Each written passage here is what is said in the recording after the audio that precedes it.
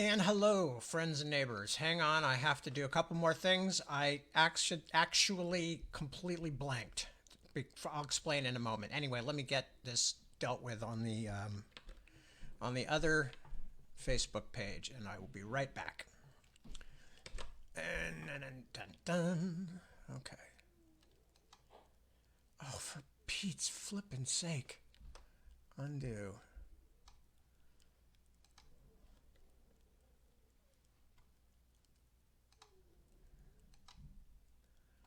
All right.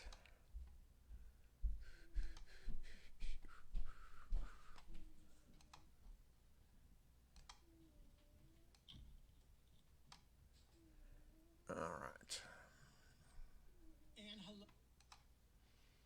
All right, let's turn the. I don't need to hear that. I'm assuming everybody can hear me. We will soon find out, though.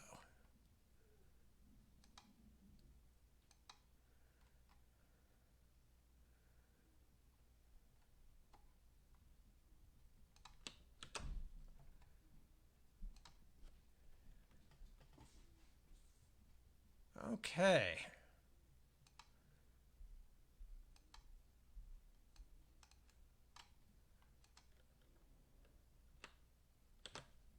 All right. Now, I will assume that we've got everything figured out here. So, hello. Ah, good. All right. I'm glad to hear it. I totally spaced because I thought today was Monday. I've had a very busy day today running around doing things, clearing out stuff down here, and then running errands, going to see my dad, going to the hardware store, came home, various catastrophes going on. Not catastrophes in any major sense, but oops. There we go. Stuff like, the water pressure was off and the plumber didn't know how to turn the reserve tank back on and, all kinds of stuff like that. So I was just kind of chilling, just ordered some food to be delivered. We thought, yeah, let's push the boat out. We're exhausted. So I was just sort of had finished doing that and was just looking up at the clock and went 7 o'clock. And then suddenly went, why is 7 o'clock significant? There's some significance to 7 o'clock. Normally, mind you, I'm actually sitting here at 6:30, making sure everything is functioning properly. So if things, excuse me, are not functioning properly, please let me know, because I didn't get a chance to check everything ahead of time, but it looks like it is. I hope you can all hear me. Again, if not, please tell me.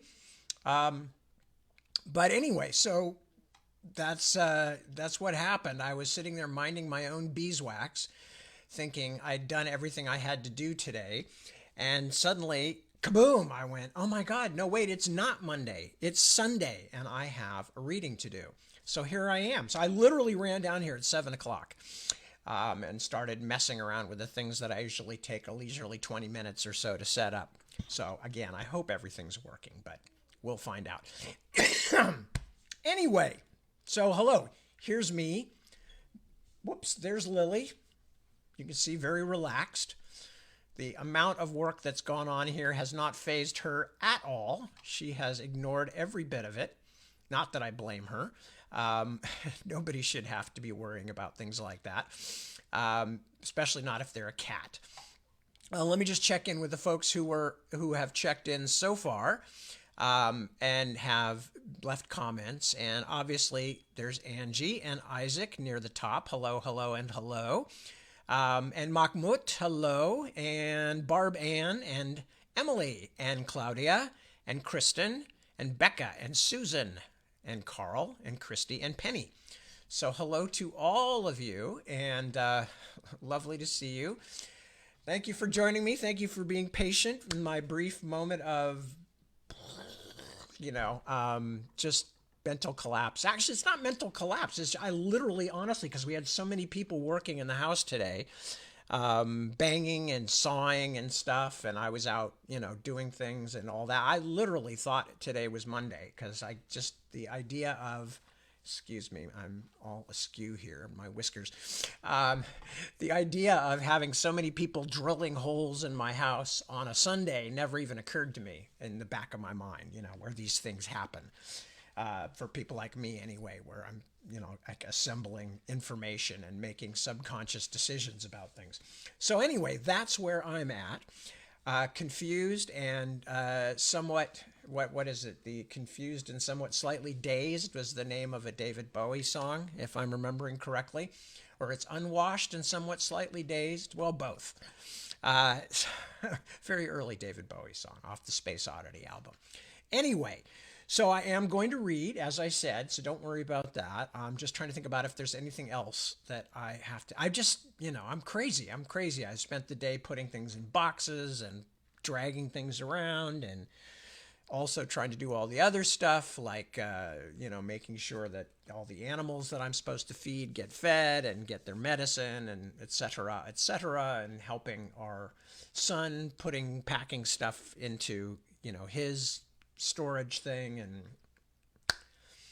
But I'm here.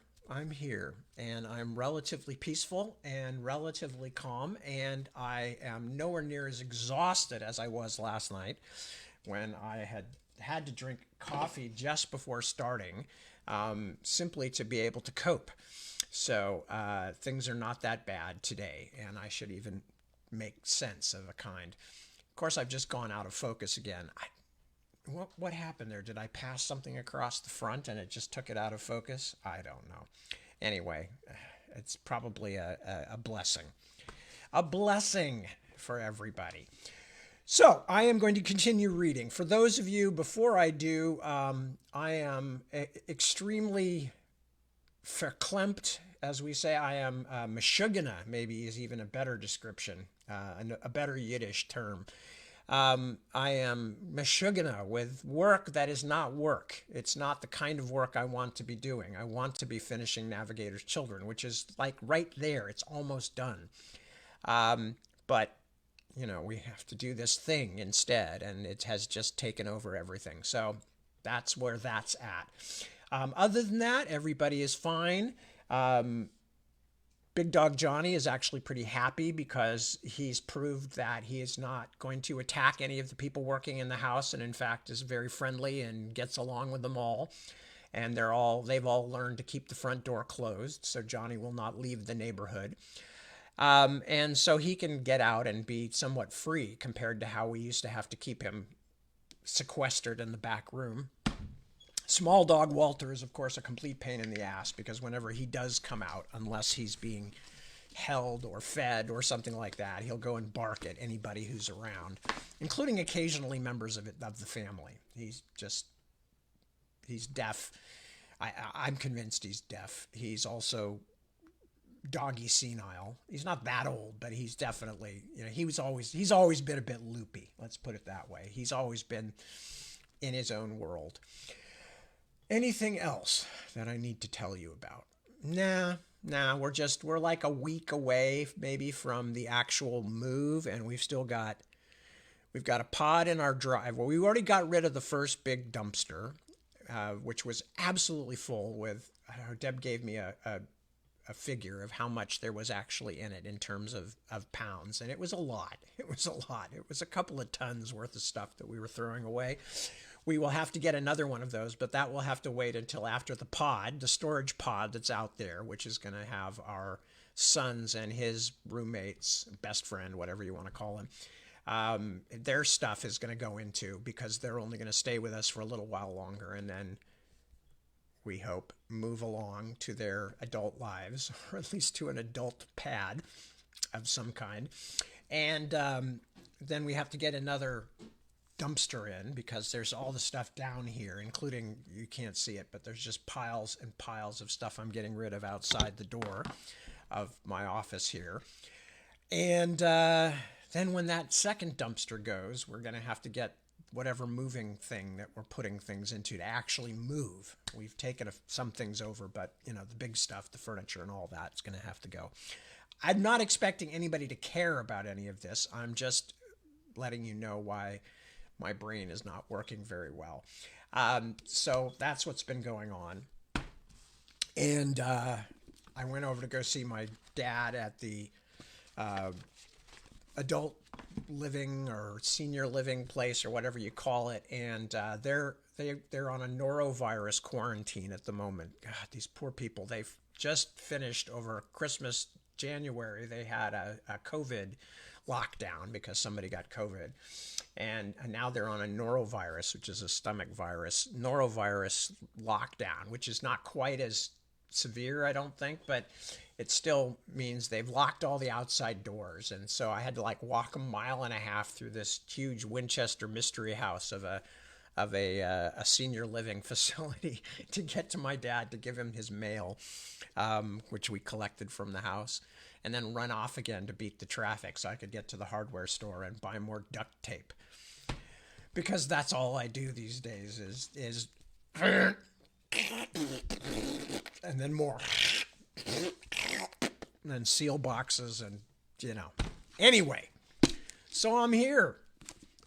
And I'm glad to see you. And thank you for bearing with me. And sorry I was a couple minutes late getting started. Honest to God, I just did not believe in my heart of hearts that this was Sunday. Excuse me. So anyway, last night we finished up with Lucinda, who was waiting at Lucinda and Paz and the two young women in the Carrillo daughters, Carmen and Alma. Everybody realized at the same time that Tyler and Stephen had left the Carrillo's house and disappeared, and that what they were actually doing was they'd gone out in the storm to find this old mine that's on the Carrillo's property, but apparently has a connection to Ordinary Farm. So the boys have gone off to go find this and left a note saying, not explaining, but just saying they're fine, they'll be back soon. And Lucinda, though, has figured it out. So all of them except Lucinda have gone off to go try and catch the boys before they get to this mine. But Lucinda has stayed behind for various reasons. And as she's sitting there, Ed Stillman, the billionaire who's in the first book, we haven't seen him yet in this book, I don't think, shows up at the door because he had an appointment to get together with the Carrillos. He's trying to buy their property because he's trying to buy all the houses around Ordinary Farm. So he has told Lucinda something she hadn't realized, which is that the same guy who is the lawyer working with Mrs. Needle is actually Gideon's lawyer. And something is going on at the house tonight, and Lucinda has realized that it must be something that Mrs. Needle has planned, some way to manipulate Gideon into not signing his will over, the property over to the kids, to Lucinda and Tyler, but to somehow sign it over to her instead. So Lucinda, against her own better judgment, has begged a ride with Stillman, who is on his way to Ordinary Farm with his two bodyguards. And she's already regretting that. And meanwhile, Tyler and Stephen are in the mine, and in the part as they're going through the mine, they have encountered somebody down there in the tunnels near the fault line. And it turns out that someone is Octavio Tinker, who, as Steve and Tyler both realize, has actually been dead for 20 years. But he is very much alive in the tunnels. And that's where we left it. So now we are starting a new chapter. Chapter 29, The Amazing Needle Scope. Colin made certain that nobody was near any of the windows at the front of the house before making his way across the driveway toward the silo. His mother was conveniently busy with something. She had hardly spoken to him all day, and her face had that tightly drawn look that meant he should be glad about that. But he didn't want to take a chance someone else would see him and mention it either to her or Mr. Walkwell. Fortunately, the old Greek monstrosity was occupied noon and night trying to make up for Ragnar Lodbrok's absence. Colin paused at the silo door for a last scan of the perimeter, then used his copy of the padlock key to let himself into the empty silo. He liked to think of his adventures as military missions, everything planned down to the last detail. On one of the trips to Standard Valley, he had made his own set of keys for just such occasions. It was another example of why he should be the master of the farm someday, and sooner rather than later. He opened the lock on the hatch door, then made his way down the ladder and into the outer section of the fault line cavern, unvisited as far as he knew since Simos Walkwell had come here weeks earlier, searching for Gideon. Colin set down his powerful flashlight and sat beside it on the cavern's stony floor, then carefully lifted the continuoscope out of his pack. It had felt quite heavy when he was carrying it down the hill from Alamu's nest, and even when he had held it in the library, but here, so close to the fault line, it suddenly seemed much lighter. He even fancied he could feel it trembling a little, like an animal longing to be let down to run. He reached up and flicked on the headlamp he had ordered from the internet camping store, then held the continuoscope out before him. He had assembled many pages of Octavio Tinker's musings about how to design and build a tool that would allow him to navigate the fault line. A time machine, Colin had come to understand with a tickle of wonder and fear, and had studied them carefully, but he still wasn't certain he could make it work. Tyler Jenkins might be able to find his way back out of the fault line by some kind of sheer dumb luck, but Colin didn't think the same would be true for him.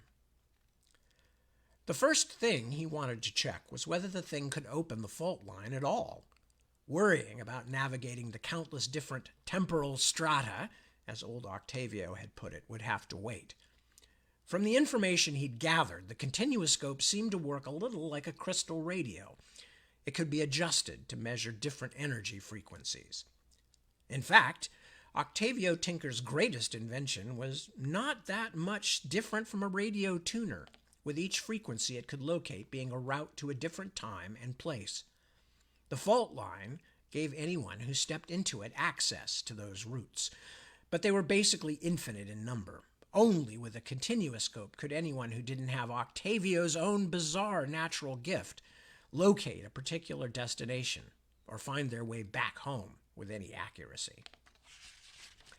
Colin made sure all the parts were in their starting position. One of the most fascinating things about the continuoscope he had discovered was that it worked without external power. No cord, no batteries. Instead, its mechanism was based on vibration and was set into motion by a collection of springs and gears, much like those of a huge and extremely complicated pocket watch. With all the vibrating coils tuned to their most basic setting, Colin gave the winding stem a dozen brisk turns, as Octavio's papers had suggested. As soon as he let go of the stem, the continuoscope began to vibrate softly in his hands, pulling ever so subtly from one side to the other, like a spinning gyroscope. Some of the smaller rings had actually begun to spin at various speeds within the curve of the continuoscope's main frame, and others were beginning slowly to revolve. It was a strange sensation. When he held the shiny mechanism close, he could hear a quiet hum, but he felt its trembling quite strongly in his teeth and the bones of his head. Colin got up and walked further down into the cavern until he reached a spot that he knew was where the fault line commonly opened. He left the coils at their loosest setting, what in a radio would be the dead air at one end of the dial, and then pulled back a small lever on the frame and released it. A tiny striker hit a tuning fork, which sent its vibrations up and out of what looked like a little halo of nasturtiums or tiny trumpets at the end of the golden spine that traversed the instrument. A moment later, the air in front of him and the darkness that filled it both began to part, like a zipper being pulled in midair. When he could see the light of a pale, overcast day leaking in, Colin Needle shouldered his pack, took a deep breath, and stepped through into the fault line, clutching the continuoscope to his chest with both hands. I don't know if you can hear upstairs. That's Johnny letting us know that the food I ordered just before I realized what time it was has arrived. He shivered for a long time after he stepped back through into his own place and time, and even after he kicked the ice and snow from his shoes, his feet still felt like they had been frostbitten. But he was full of triumph. Not only had he successfully entered the fault line and come back out again, but unless he was completely mistaken, he had stepped out into the very moment in the Ice Age that had spewed out that troglodyte Ula and her rescuer Tyler Jenkins. In fact, he had even seen what he felt sure were their two pairs of hoofprints leading toward the spot where he had stepped out, although fast disappearing under falling snow. If that was true, he had learned something else, that on its own, the fault line itself did not necessarily change time or location all that often. Ordinary Farm had apparently been connected to this particular ancient glacial valley since last summer, and even the moment on the far side did not seem to have changed. Which was all good. Very good. Had he ever taken the initiative back from Tyler Jenkins now? But unlike Jenkins, Colin was going to experiment carefully and scientifically until he could make the continuoscope and the fault line itself do just what he wanted. In fact, he could imagine the day would come when everyone would just call it the needlescope.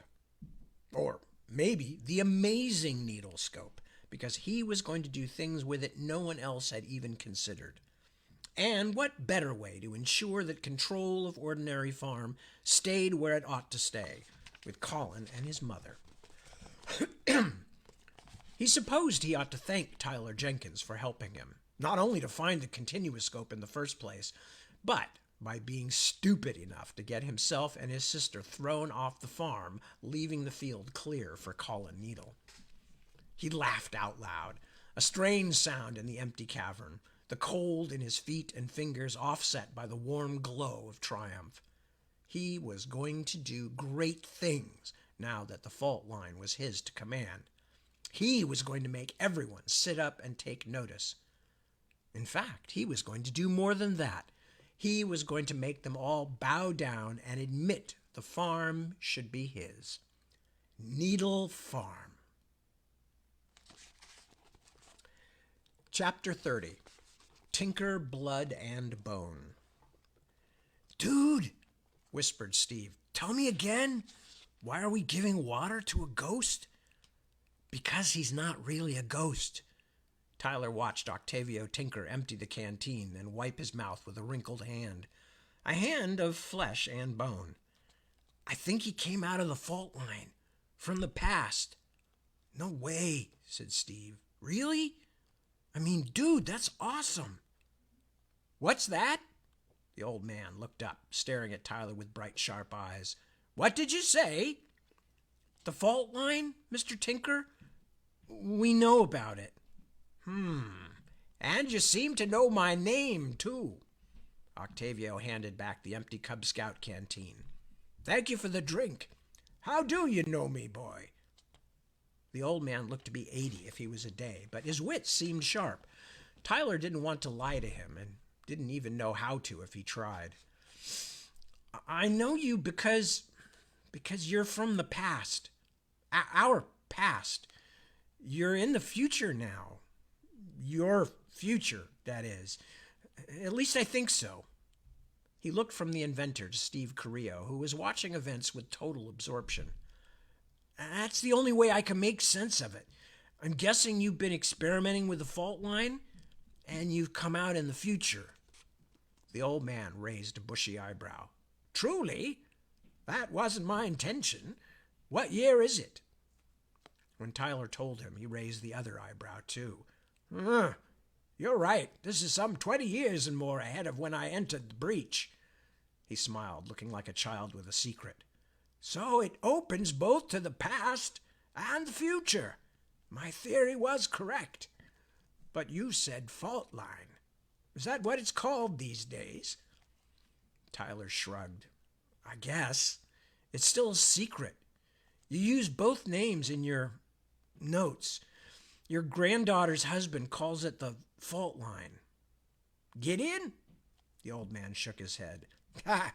I should have known he'd managed to hang on to the place somehow. I hope Grace is keeping him in line."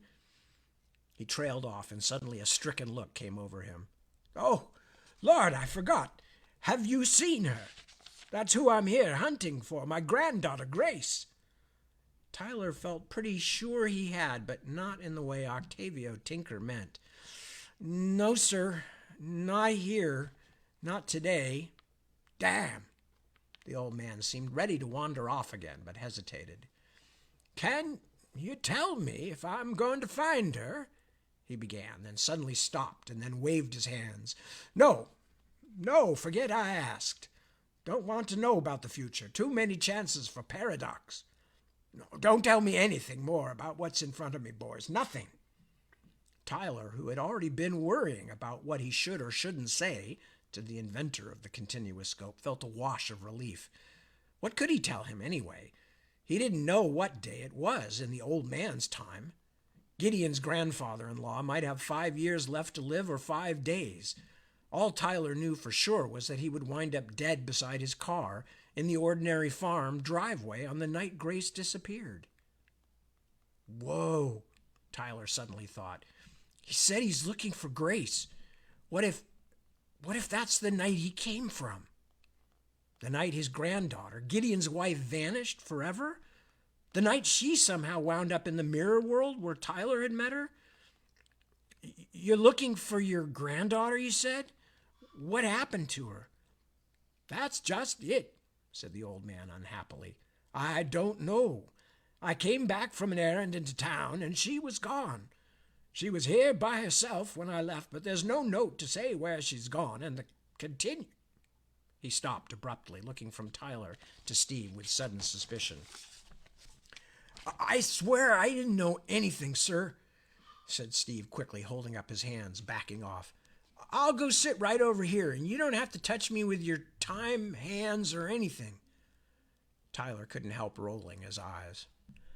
You were going to say the continuous scope, he told Octavio. We know about it already. I live on the farm during the summers, and I know a lot about you and the fault line, Mr. Tinker. Don't worry, your secrets are still safe.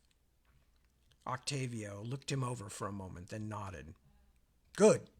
But I didn't realize I'd actually crossed over into the fault line. Must have been caught in a fluctuation. He pointed to Tyler's flashlight. I've been lost in the dark for a long time, son. Help me look for Grace, and I'll tell you what I know. Maybe between us we can make some sense out of this. Tyler couldn't quite figure out Octavio Tinker. Half the time he seemed as sharp as anybody, but at other moments, like when he stood at the intersection of 2 mine tunnels calling brokenly for his lost granddaughter, he seemed to be what Tyler's mother would have called pretty much loopy. Was the old man in shock? Had he suffered a trauma, or was he just getting senile, someone whose grasp on the outer world was slowly growing dark? They walked for a long while. Sometimes, when Tyler was leading, he could sense something strange, a faint pressure or resistance down some of the passages. Other directions felt almost welcoming, as though instead of having a cold, strong wind in his face, he suddenly had a balmy breeze at his back. Caught up in these observations, it was some time before he noticed that he and Octavio Tinker were taking turns at the front, and that both seemed to understand without speaking when it was the other person's turn to lead. You seem to have the knack, young man, old Octavio said, as if he had been thinking the same thing. Do you know what I'm talking about? You mean finding my way around down here? The knack for traveling the fault line. Yes, I have it too, as you probably noticed, although it's a fuzzy sort of science at best. But for most people, their first trip through here would be their last. It's all much easier with a continuous scope, of course, or at least much more precise. But I can make my way around a little bit without it. You can feel the fault line in front of us, can't you? That's what you're heading toward. I guess. Octavio Tinker turned to study his face. Are we related, son? Or are you someone Gideon's brought in to experiment with? He didn't want to lie to this fierce, clever old man, especially not if Octavio Tinker might be doomed to die soon. 20 years or more ago, he reminded himself. But for him, soon. Yes, I am related to you. The old man seemed very pleased by this. He clapped Tyler on the shoulder with a hand like a bundle of fragile sticks. Good. That's good news. So I've left behind some kind of a legacy after all. Oh, you've left a lot, sir. He wondered if there was some way to bring the old fellow back to the present-day ordinary farm. Even Mrs. Needle wouldn't be able to dispute with Octavio himself. But, of course, something like that would probably create even worse problems in the long run. Problems that could affect a lot more than just who controlled an obscure farm in the foothills of the Sierra. Reluctantly, Tyler put the idea aside. Thinking about all of the science fiction angles to traveling in time, though, had made him wonder about something else. "Why don't you have the continuoscope?" he asked. The old man looked a little startled. "Eh? The continuoscope. You said it makes finding your way much more precise. Why did you go into the fault line without it?" "Because Grace took it. She must have. It's gone from the place I keep it. That's why I had to come in here after her." Really? That didn't jibe with what Tyler knew. Hadn't Gideon told them last summer that the continuoscope had been found lying beside the fault line entrance on the night his wife disappeared? "Are you certain?" "Why do you ask? Do you know something I don't?" Octavio, who had been leaning forward, suddenly and violently waved a hand in Tyler's face. "Wait! Don't tell me! I don't want to know."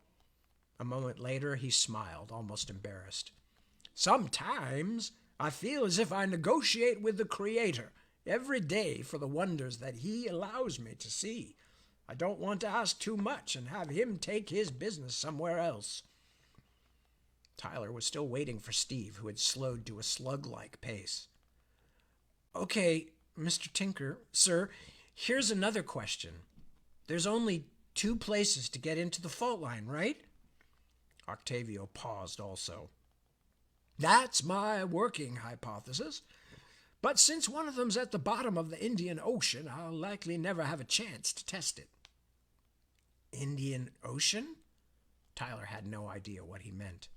"Yes, south of Madagascar. It's the opposite side of the earth from this fault line opening here. The other pole, as it were. The 5th dimensional energy, see, is drawn in there and erupts here. Of course, over the eons, there may have been polar shifts." Octavio broke off to take a pad and ballpoint pen from his pocket and scribble some notes. Tyler held his flashlight close but could make no sense out of the old man's strange symbols. "See? Polar shifts," Octavio said with satisfaction, closing his notebook. Somewhere behind them, Steve Carrillo groaned. "That wasn't quite what I meant," said Tyler. "I mean the 2 places to get into the fault line from here. There's the fault line itself, of course, but also that washstand mirror in the library." He wondered how much he could get away with. Maybe Grace went in through that instead? Octavio gave him a baffled look. "The what?" "In the library. The big library on the farm. There's a little room with a bed in it and a sink." The old man nodded. "A retiring room, we'd call it. I sometimes have a bit of a nap there if I'm in the middle of some research, but there's no washstand mirror in there, just a little low table with a bowl on it." He frowned, thinking. No mirror. No mirror at all." He looked at Tyler quizzically. "What makes you think there's an entrance to the breach in the library's retiring room? No offense, young fella, but I'm sure I would have noticed." "Can you please slow down?" called Steve Carrillo from a dozen or so yards behind. Tyler was stunned. How could Octavio not know about the washstand mirror? But before he could ask any more questions, the old man suddenly stopped in the middle of the low tunnel and raised a bony hand. "Ah, there! Can you feel it?" Tyler felt a strange tingle on his skin, the softest impression of fresh air on his face. "I think so." "Feel what?" said Steve, trudging up behind them. "Can we take a break? Are we nearly at the fault line?" "It feels like it," Tyler said. "I'm glad you think so, 'cause I can't feel anything," said Steve, fumbling out his canteen. "Except pain and hunger." Gideon clapped Tyler on the shoulder. "Ah, yes, that's it. You're Tinker, bone and blood, lad, there's no doubt about it. Me, I'm a regular person, bone and blood, said Steve, wiping his mouth. And I'm glad you guys are having a good time with your Tinker-palooza thing, but me, I'd like to get out of here. And I suddenly realized that you must be Ignacio's grandson or great-grandson, my neighbor from next door, Octavio said with a whiskery smile. You have his eyes, his mouth, too. A friendly fellow, if a little too fond of talking when people are trying to concentrate. He pointed. It's close by now. Follow me, lads. He plunged forward, walking like a younger man, as if the nearness of the fault line gave him energy. He led them into a larger space, a natural cavern where the tunnel they had been following became a sort of T. But instead of turning down one of the new directions, Octavio Tinker only pointed at the featureless stone wall. Do you feel it? Tyler nodded. In fact, the new sensation was making him feel a bit dizzy, as though he stood swaying on the edge of a very high cliff with nothing in front of him but air. I feel something. No offense, Steve began, but what the heck are you two talking about? Because that's like solid stone? Here, Octavio pointed. Touch it. Steve took a few steps forward and extended his hand.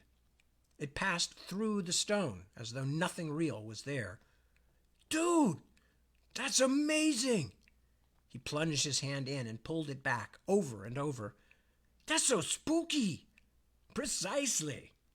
Octavio Tinker laughed, sounding far younger than his age, and Tyler wished he could have got to know the old man in real life instead of in this timeless netherworld. How different from Gideon with his moping and his suspicions.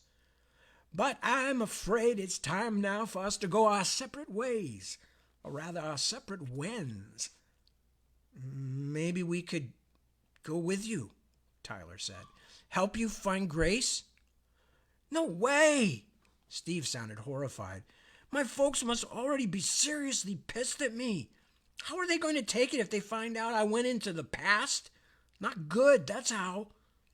The old man shook his white head. No. Your friend is right. It's not a good idea at all, lad. You have your future and I have mine, even if it is your past. I feel sure it's only in places like this that we can even dare to mix them for a short while. Really? Tyler was disappointed. Yes, really. And one of these days, if we meet again in some not place, I'll explain it to you. But for now, I have a granddaughter to find, and you have whatever lies before you. He extended his hand. By the way, what is your name, young man? Tyler. He reached out and allowed the old man to take his hand. He couldn't have imagined this moment in a million years. Octavio gave it a firm shake. A pleasure, he said. I wish you well, whatever your future endeavors may be. For a moment, a puzzled look crept onto his face. I never asked you what you were doing down here, did I? Oh, probably just as well. The old man made a stiff little bow, then stepped back toward the stone and vanished. Dude, we did not see that, Steve said. He really was a ghost. He really was. No, he just went back into the fault line. Tyler felt strange and empty. He missed the old man already. And now we have to do it too. But we're not going into the past. He told you not to. No, and we're not going to, Tyler said. But we're not really in our time either right now. I could just tell. And he could. As Octavio Tinker had said, they were in some kind of when that didn't belong to any of them. A not place in not time. So, if you want to get back to where we were, we're going to have to step through too. He reached out his hand. Steve looked at it with mistrust. It's nothing weird. You have to be touching me. Again, he didn't know how he knew that. He just knew it. It's not that, man, said Steve. It's just, you promise no raggedy ghost things? I'm not promising anything. I hardly know what's going on myself. You should know that by now. Steve swallowed, then stretched out his hand and squeezed Tyler's in his damp fingers. If you get us killed, Jenkins, I'll totally kill you back. And then Tyler took a step toward the stone, and darkness swallowed them, and they fell out of the damp tunnels into a hot, crackling void. Chapter 31. Electrified. Lucinda knew she had been in less comfortable places than the back seat of Edward Stillman's expensive car, wedged between him and the large frowning man named Deuce, but off the top of her head she couldn't think of any that didn't include live dragons. As they slid onto Springs Road in the growing rainstorm, Stillman broke the long silence. You know, I'm not as bad as Gideon makes me out to be, he said. He's the interloper, after all. And now that I think about it, if you're related to Octavio, then you're far more closely related to me than you are to Gideon Goldring. Yeah, whatever. Lucinda didn't really want to talk. Her stomach was so nervous and jumpy that she was afraid she might throw up at any moment. Please, I despise the way children talk today, he told her. Whatever. A lumpish word for lumpish ideas. Show a little respect for your elders, child. You might learn something. She had asked him to bring her, Lucinda reminded herself, and now she was stuck with him, so maybe it would be better not to make him too angry. Sorry, Mr. Stillman, I'm just really worried. Are we really related? Your grandfather was Octavio's great-nephew. Your grandfather was also my cousin. Okay, we're family, I guess, but why do you want to hurt Gideon? Stillman made a noise of disgust.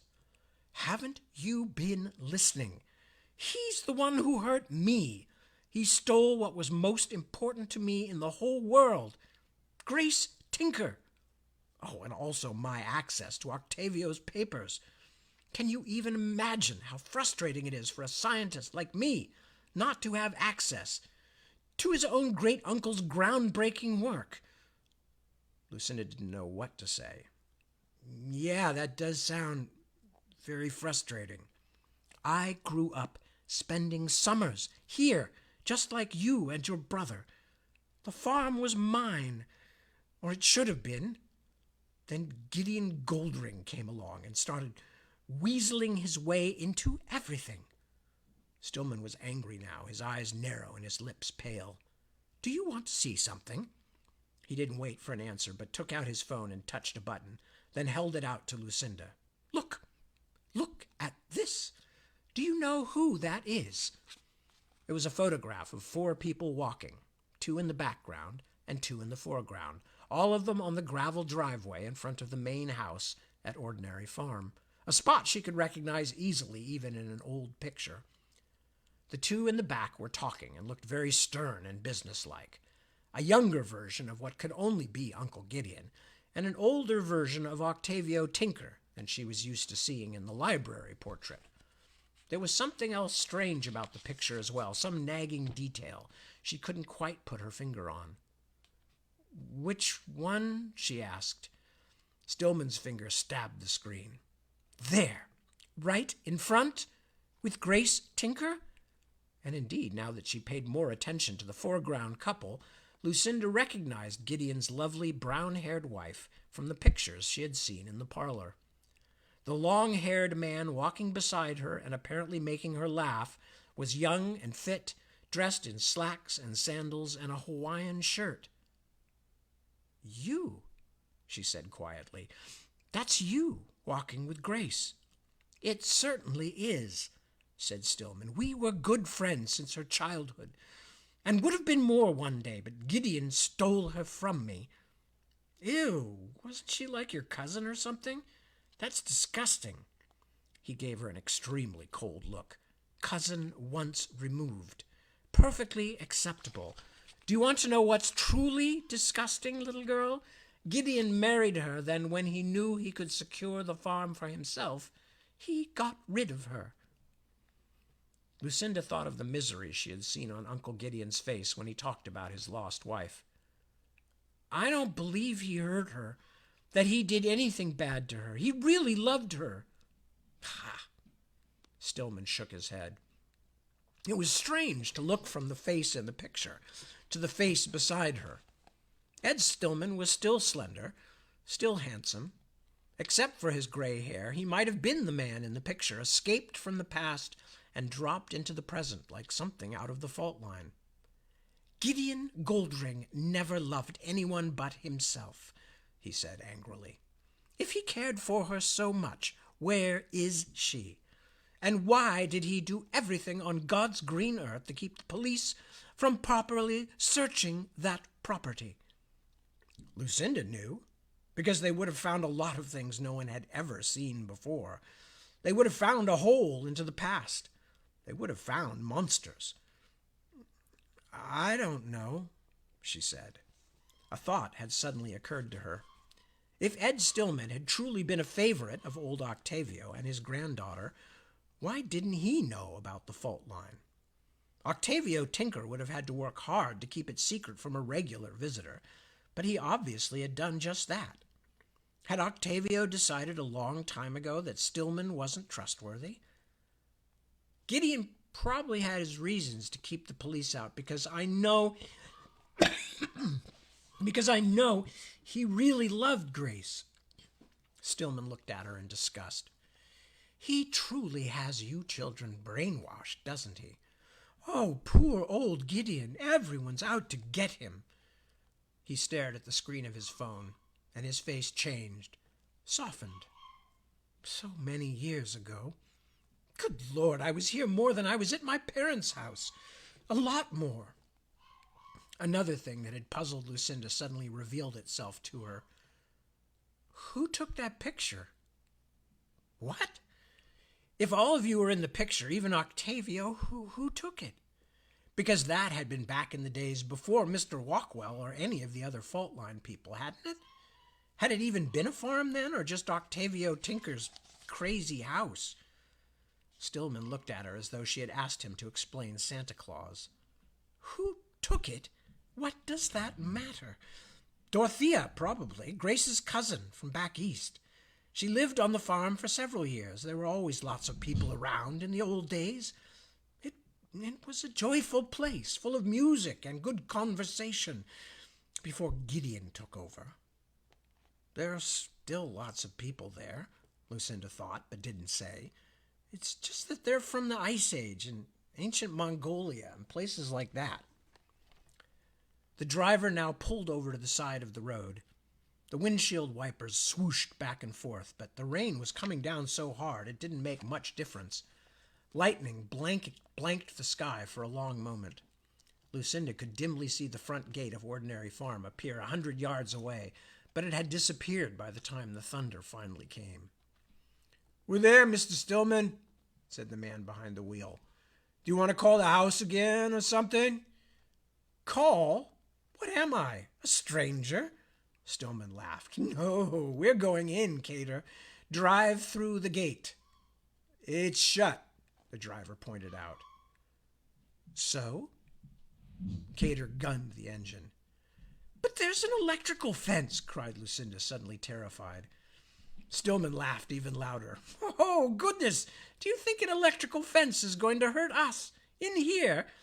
Girl, you could hose down this car with an AK-47 from close range and barely scratch it." The car leaped forward and smashed against the front gate in a grinding explosion of metal poles and snapping wires.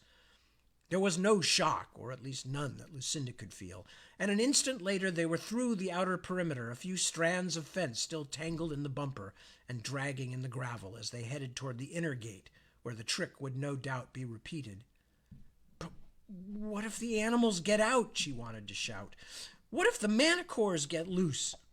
It terrified her to think of those things with their long claws and weird man-like faces roaming the countryside. But what could she say about it? She tried. "Gideon has watchdogs, Mr. Stillman. Big, dangerous ones. If we—" Ed Stillman smiled and reached into his jacket. But this time, instead of bringing out a cell phone, he produced an ugly, squared-off pistol, so flat and unreflective in the dim light of the car that she could hardly even see it. Still, it drew her eye like an evil magical object from a fairy tale. "I wouldn't worry too much about the watchdogs, young lady," Stillman told her, "unless it's their safety you're worrying about, because the explosive bullets in this baby would kill a rhinoceros."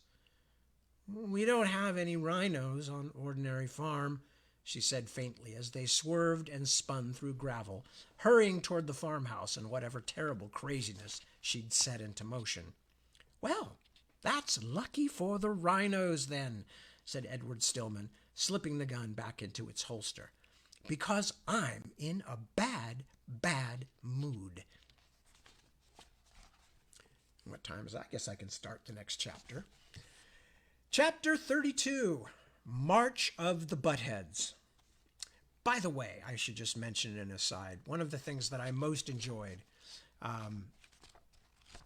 with this book was the chapter titles. I enjoyed chapter titles, and there's a certain amount of freedom in this book that I don't have in, say, the Ostenard books for how to title chapters. So the fact that I could call this chapter, or that we, since Deborah wrote this with me and undoubtedly contributed some of the chapter titles, the fact that we could call this one March of the Buttheads just really suited my childlike sense of humor. "Okay, Jenkins," Steve said as they staggered out into the wider spaces of the fault line cavern. "I definitely have to give you one thing. Some interesting stuff happens when I hang out with you." Tyler flicked the beam of his flashlight around until he located the ladder and the hatch door above it, and the tightness in his chest eased a little.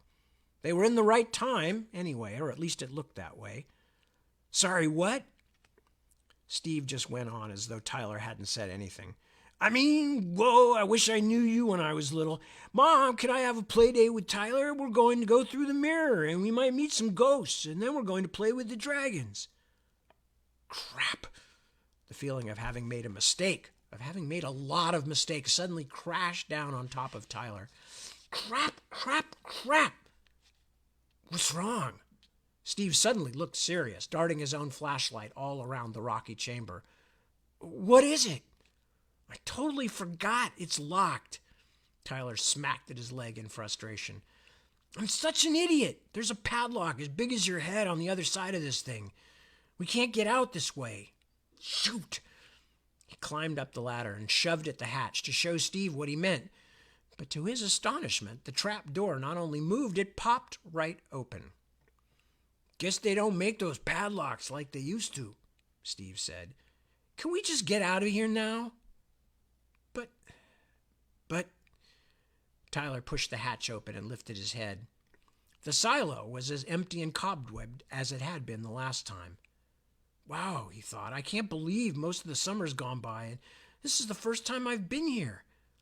He had been dreaming about the fault line most of the year, but this summer had been crazy.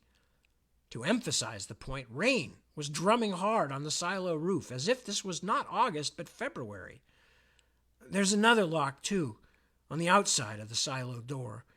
"Yeah, well, check it before you waste too much time telling me how it's as big as a horse or something," said Steve.